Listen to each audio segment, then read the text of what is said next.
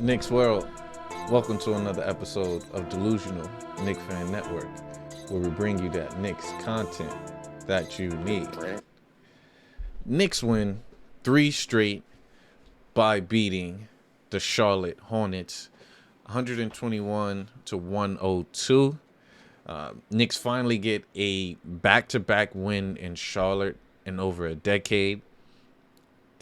So that's that's bad or good in a sense, but finally, even though Charlotte was without a slew of their players, even their superstar, LaMelo Ball, who's been out with nagging injuries, seemed like that's a continuous thing with the Ball brothers. Injury prone, I guess, balling in the triple Bs. Definitely, or either that or just playing too much basketball at an early age can do that for you. But back to my Knicks. Knicks playing phenomenal defense for 3 straight games. I was hoping that we could have held the team to under 90 points to keep that streak going. Just something to motivate the team, just something to motivate the fans. But we still had them to 102. We should have held the ball out for the last couple, play some defense. But nevertheless, we're still locking teams up. But unfortunately, these teams are without certain players. But as I stated in numerous videos, a win is a win in the league. And this win has brought my Knicks back to 500 at 13-13. So we're pretty much back in the mix. We'll see how far that continues. But I do want to say, like, adding Grimes and Deuce into the lineup, getting more minutes, rotation has done significantly well. So kudos to THIBS, I guess. It's like, at this point, do we want to give THIBS props? I guess so. Yeah, I'm gonna give THIBS props on Kudos for doing that. Deuce, like you said, the pressure that these two guys put on the defensive end, it's ridiculous. And to sit there and say that Derrick Rose can't do that, I can't say he can't do that. But Derrick Rose is not Deuce McBride on the defensive end. And we don't think offense is the issue. Clearly, it's defense. And these guys have been taking a load off of Julius and RJ to play that wing defense, because you have Grimes and Deuce that are just relentless on that end. So kudos to having the cojones to sit Derrick Rose. It's just crazy. So let's jump into RJ Barrett, who had a good game. RJ was 9 for 18 from the field, 50%. He went 7 from 8 from the free throw line. He's been shooting over 80% these last couple games from the line, which is big. I'm not going to say that's little. That is huge for RJ's development, even though this is, what, year, I don't know, for RJ, 4. But we're not gonna do that. We're gonna be happy. So Barrett having 26 points was solid for Barrett. A much needed game for him to continuously get on the streak and run. And that kind of brings me to this next segment, because of Brunson. I think Brunson is injured. He has to be dealing with a nagging injury or back, hip, leg, or something that is sore. And mind you, I stated early in the year that the way he's playing, I don't know if he can sustain that, as far as not about points and efficiency. It was his body attacking the paint, falling, hitting the floor, falling to the floor, attacking the rack, hitting the bigs follow him and all of that. That takes a lot on your body.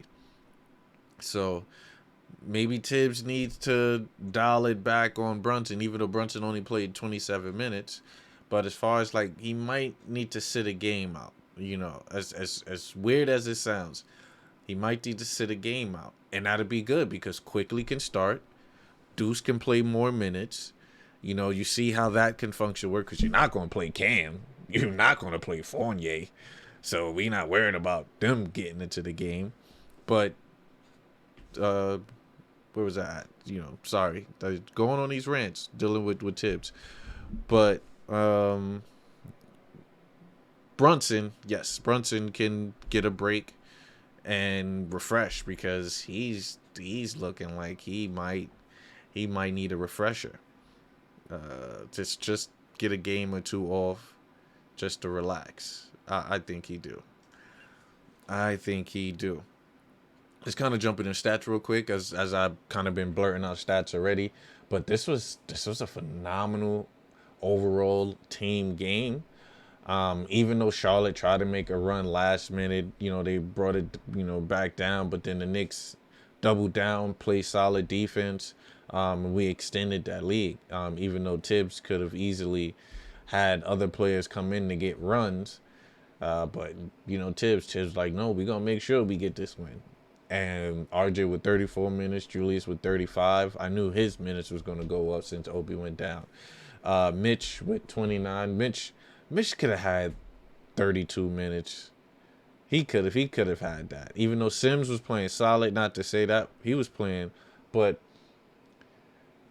we're gonna get into the lineup aspect, but I think Mitch should have had more minutes, things of that nature, where he could have gotten the double tonight. Maybe it's just me. I'm that guy that I'm like, yo, get this nigga a double. Forgive my French. But get this guy a double, please. Let him get on a double streak.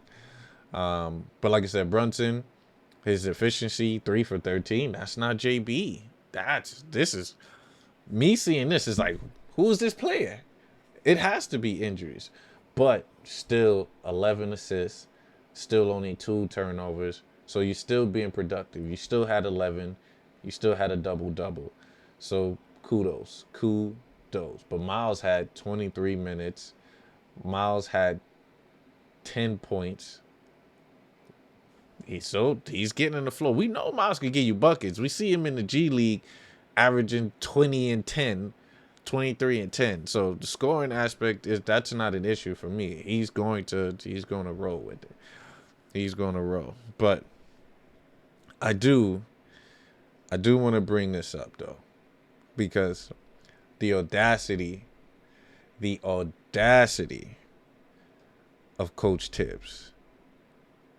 Let me tell you, this man THIBS, he threw out a lineup of Quickly. THIBS threw out a lineup of Quickly, right? Deuce, RJ, Sims, and Hartenstein. I'm like, what?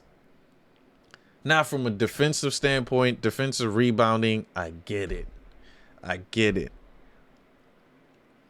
So your offense is solely coming from your guards. I'm like, you need some type of secondary ball handler that can do his thing.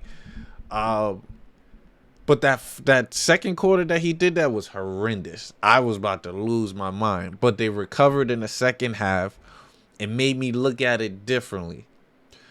But I was ready to eat the THIBS if they were not going to be productive like they were in that second half. Because they actually was running high pick and rolls, alley-oop over to Hartenstein. Hartenstein getting the ball in the post. He hit a 3. So I'm like, cool. The lineup that I would have been cool with is you keep Mitch at the 5. You play Hartenstein at the 4. You want to go big, then go big. Hartenstein can stretch, hit the corner threes, not straight on threes, but he can want to stretch. He can hit perimeter jump shots. He can hit floaters. You still have Mitch in there for the lob action. You want to go big. I would rather that because you still keep your defense. That's way better defense than Sims and what's the names. You still keep your defense. And you have offense out there, and you have the height, the length to still contest and defend. Sims is a lot quicker than Hartenstein on the perimeter, yes. But I would have done that as a coach, but clearly I'm not a coach. I'm just over here making content. But THIBS, you almost got eat the THIBS. You talk about me, you dog. You love my style, Tibbs. Maybe stop.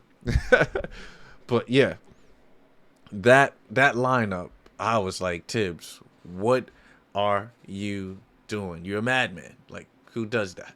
Who does that? But Knicks got another dub. I'm excited because we're 13-13. We're getting closer and closer in these standings.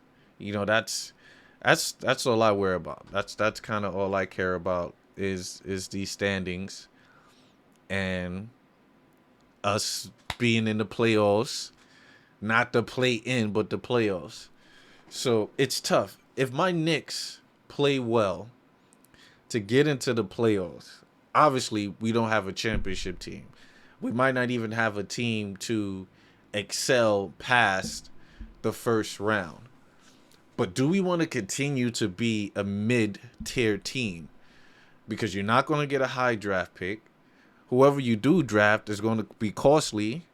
Not costly because he's not going to be high. But it's still salary that you're taking in for a player that you know THIBS is not going to play. So, and that's what I want. I want to build in the draft. I want to build in the draft. If the Knicks is capable of getting Imani Bates, should they go for it? I say yes. You clearly have trying to figure out what to do at the 3 spot. My thing is we don't know what the Knicks plan is. Clearly, Brunson is our future point guard. Clearly, Grimes is our future shooting guard. I don't know if Barrett is our future small forward. I don't.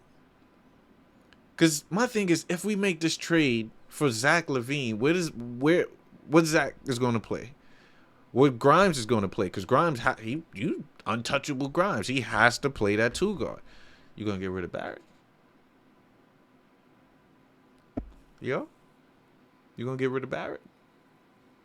What's that Wire meme where the dude came in?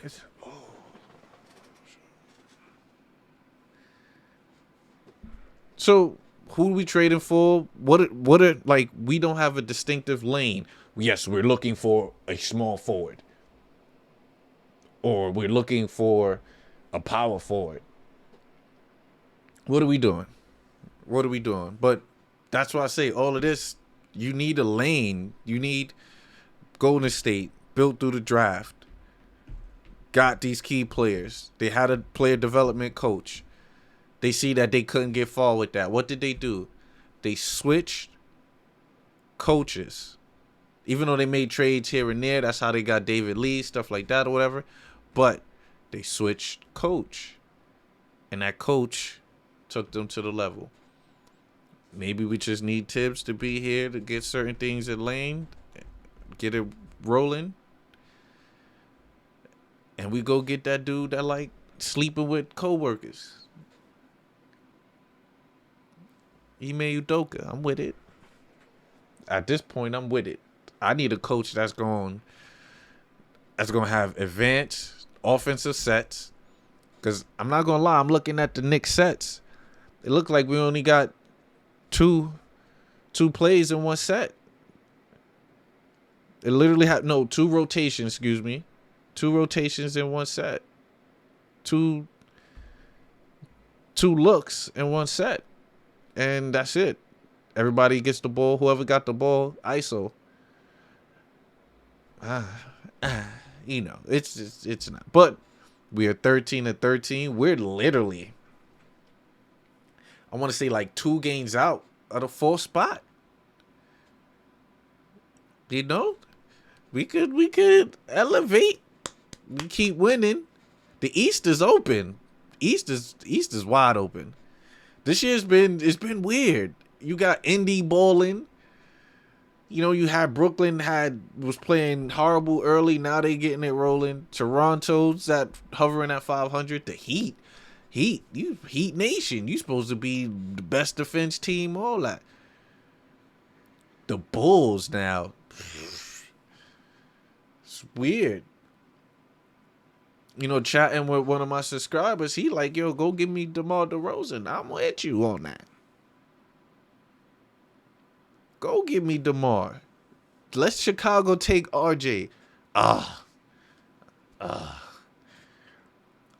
We could have Grimes. Grimes. And he's old, but his contract is not that long. My man, perimeter game will match with Brunson because he gonna get perimeter buckets. Grimes could be the 3-point shooter. I even keep Randall on that roster for maybe a year or two, unless we do that Phoenix trade. But that's the video for I got that video coming up this weekend though. But yeah, let's go 500. Next couple games to end the week, we will have the Kings, who's been balling, but we got the Kings. Sac got that new stadium with the green, the purple beam. That beam ain't coming out. Beam ain't coming out Sunday. But their Kings is 3 games over 500. That is a test, which, pardon me, trying to stay in front of the Sacramento Kings. And then Julius got the matchup with Sabonis. They always go at it. Always. That's going to be a good game. Sunday at 6 p.m. is looking right. Definitely good game. Once again, thank you for rocking with your boy. Till next time. Deuces. For the pesos, I fell in love with the bass load. I fell in love with the bass load. I see the ops staying plain clothes. I see the ops y'all in plain clothes. I fell in love with a waist load.